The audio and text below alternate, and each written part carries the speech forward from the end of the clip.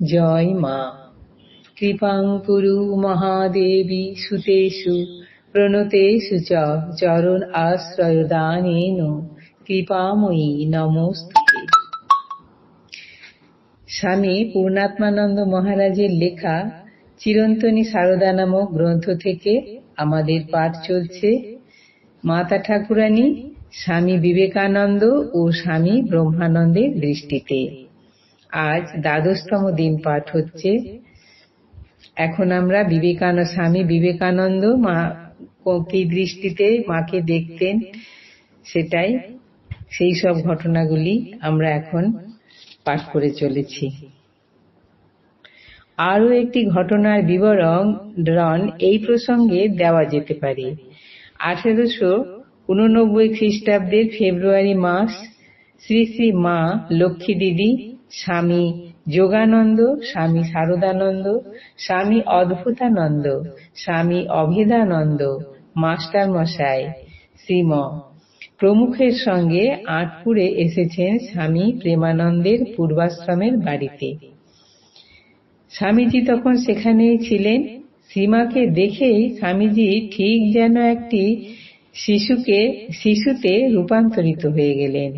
স্বামীজি সেই অনাবিল আনন্দ প্রকাশের ঘটনাটিকে প্রত্যক্ষদর্শী লক্ষ্মী দিদি এইভাবে বর্ণনা করেছেন। শ্রীমাকে পেয়ে স্বামীজির খুব আনন্দ। ইতিমধ্যে আমাদের মালপত্র এসে পড়ে। তার মধ্যে বিছানার মোটটি বেশ একটু বড় ছিল। ওটি নামানো মাত্র স্বামীজি আনন্দ ভরে বালকের মতো ওটিকে ঘোড়া করে উঠে বসলেন এবং হেট হেট করে অঙ্গভঙ্গি সহ যেন দৌড়াতে লাগলেন। শ্রীমা ছেলের আনন্দ দেখে খুব হাসছেন ও আনন্দ করছেন। এই কথাটির উপরে এখানে একটি ফুটনোট আছে, একটু পড়ি। স্বামী গম্ভীরানন্দের মতে শ্রীমা ও অন্যান্য গুরু ভাইদের সঙ্গে স্বামীজি আঁটপুরে গিয়েছিলেন। স্বামীজির 4 এবং 21 ফেব্রুয়ারি 1889 তারিখে চিঠি দুটি থেকে জানা যায় যে স্বামীজি তখন কামারপুকুর যাওয়ার পথে আঁটপুর গিয়েছিলেন, কিন্তু অত্যন্ত জ্বর ও কলেরার মতো ভেদবমি হওয়ায় অসুস্থ শরীর নিয়ে স্বামীজিকে কামারপুকুর যাওয়া স্থগিত রেখে বরানগর মঠে ফিরে আসতে হয়।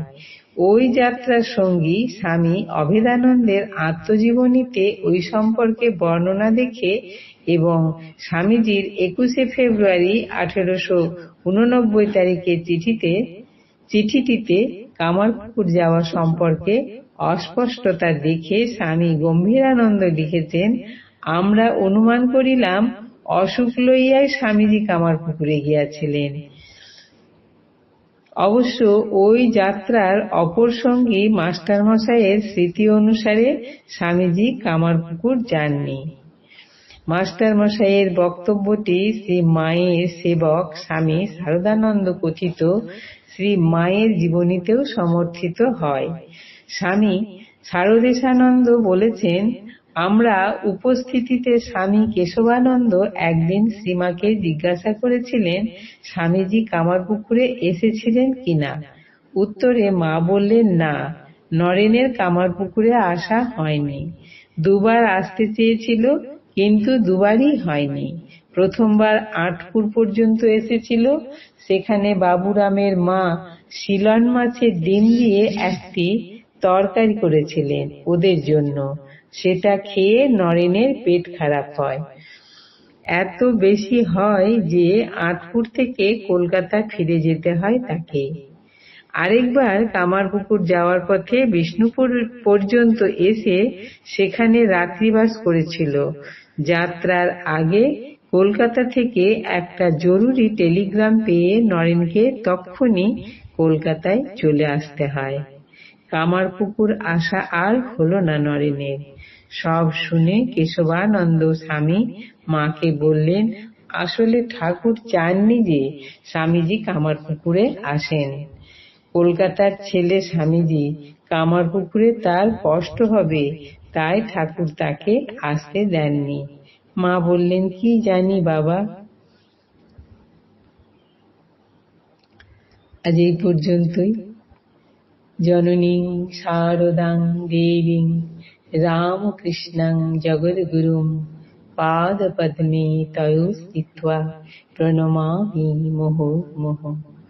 জয় মা।